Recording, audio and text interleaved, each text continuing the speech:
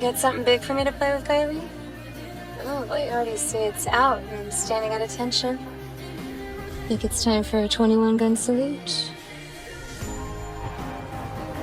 The next morning, the girl's body was found by the roadside. Upon receiving the call, the police rushed to the scene immediately. A preliminary examination confirmed that the girl had been brutally strangled by the perpetrator. Bruising on her forehead suggested that a gun had been pressed against her, leaving a mark. It was suspected that the killer used this to intimidate her and sexually assault her. From her ID, the girl was identified as Abby, 22 years old. Her registered home address was in a nearby wealthy neighborhood. At the scene, a homemade prayer card was also found. This instantly reminded Benson that a similar card had been found on another victim, a fallen woman, just last week. Forgive them for their sins. You are thine angel of mercy.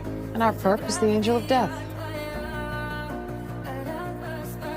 Benson and Taylor quickly tracked down Abby's listed address. The next moment, the landlord informed them that Abby was merely renting the apartment. Not only had she fallen behind on rent for over 6 months, but she was also a scammer who frequently sold counterfeit goods online. However, the experienced Benson, upon taking the handbag, was able to identify by smell alone that it was indeed high-quality genuine leather. When Taylor asked about the bag's origin, the landlord revealed that Abby once had a roommate named Lynn, who had claimed that all the bags had been bought cheaply from Chinatown. Following this lead, the two immediately located Lynn. At first glance, they noticed she was now working as a receptionist at a high-end luxury store, and it seemed the bags indeed came from that very store. The next moment, Taylor noticed that Lynn was sweating profusely. It was clear she was showing signs of drug use. Faced with the evidence, Lynn quickly confessed everything. She admitted that she and Abby had been stealing luxury handbags from the store as a source of income to feed their escalating drug habits. When she learned that the former governor of New York was willing to pay $5,000 an hour, the increasingly unsatisfied Abby shifted from selling bags to selling her body. Soon after, Benson received word from the medical examiner. DNA extracted from Abby's genital area matched a man named Mike. Lynn also revealed that Mike was currently Abby's boyfriend.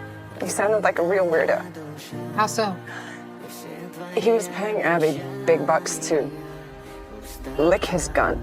Based on this lead, the police raided Mike's residence. He was immediately arrested and charged with murder. Mike admitted that he had indeed found Abby online. No matter how perverse his requests were, Abby had always complied perfectly, but he insisted he had never committed murder. That night, after their encounter, he did leave Abby in an alley, but he claimed it was merely part of their twisted games. Even holding a gun to her head, he said, was simply meant to heighten the thrill. This shameless explanation immediately enraged Taylor. He grabbed Mike and showed him the horrific state of the two deceased victims. Seeing this, Mike nearly lost control on the spot. Just as everyone assumed he was Abby's killer, the captain suddenly brought another shocking update.